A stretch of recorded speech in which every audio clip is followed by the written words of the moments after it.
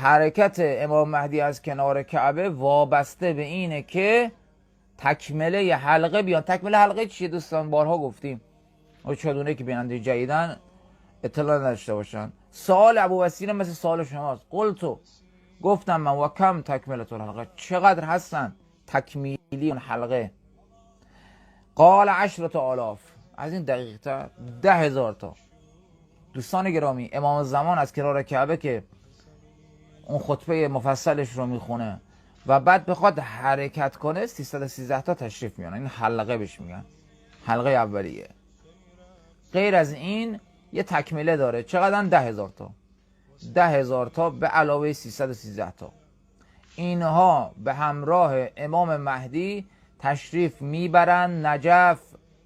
وقتی رفتن نجف، امام زمان اونجا، خیلی نکات دقیقه، امام مهدی اونجا اون زره معروف رو میپوشه، اون لباس جنگی، لباس رزم ضد گلوله، واقعا هم ضد گلوله است، اونجا میپوشه امام مهدی اون لباس معروف خودش رو، جوشن خودش رو.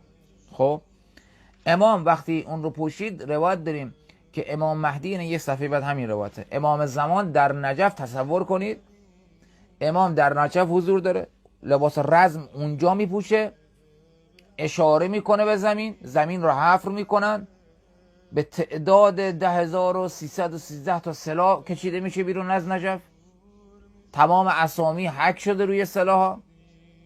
حالا همین تعداد.